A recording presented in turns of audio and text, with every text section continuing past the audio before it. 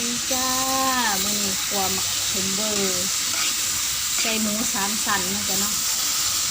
ทั้งผิดฟังไทยเขาสิเอิ้นมะละหวานนะจ๊ะเนาะแล้วก็แครอทใส่แครอทน้ำนะจ๊ะเนาะให้มันเป็นสีสันเพื่อนั่นบุญนั่นหยังฟังเล่าเขาเจ้าสิมักครัวมักเค็มเบอร์ใส่หมู3 สันนะจ๊ะเนาะชุดเลยหมาป้าคือเป็นกระสือนะตอนนี้ก็ขอกดไลค์กดแชร์กดติดตามเดี๋ยวที่สำคัญอย่าลืมกดซับสไครต์ให้สาวเตียน้ำเด้อชุดเราก็ใส่ถั่ว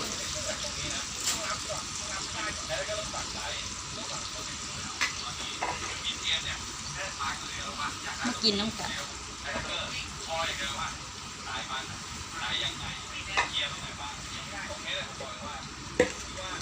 ชุดแบบใส่ถ้วยนี่กันนะ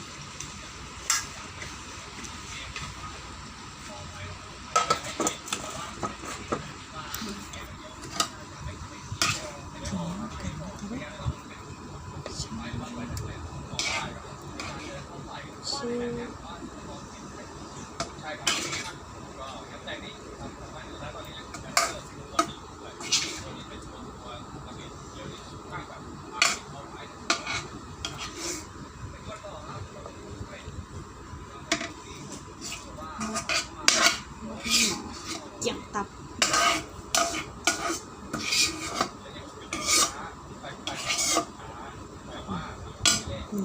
หน้าตาเป็นแนวนี้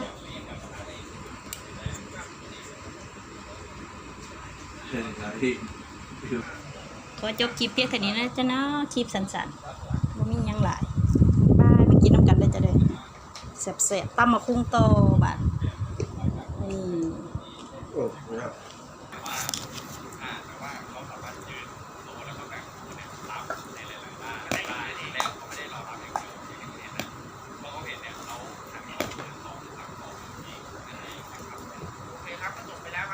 ใส่กะปิน้ำแดงนะจ๊ะเนาะกะปิ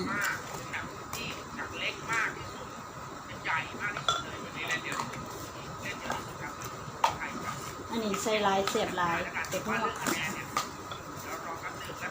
ใส่หน่อยเสียบหน่อยจ้ะ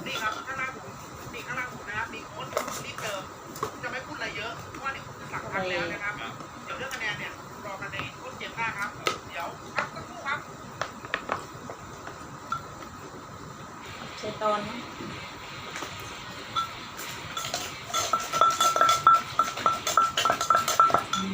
คุณร่มแล้วจ้ะเนาะ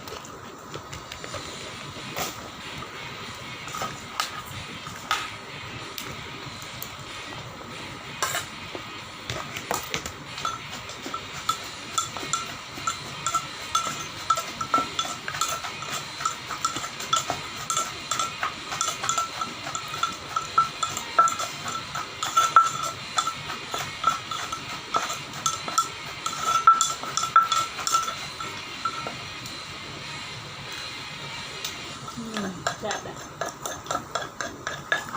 มาแล้วเห็นว่าใส่ถ้วยข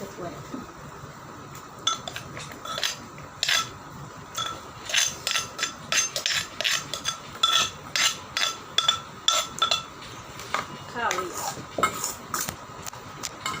นาทีมากินน้ำกันนะจ๊ะนะตำมะคุงน้ำร่ายแตกด้วยพี่น้องมีผักกระถินแกะ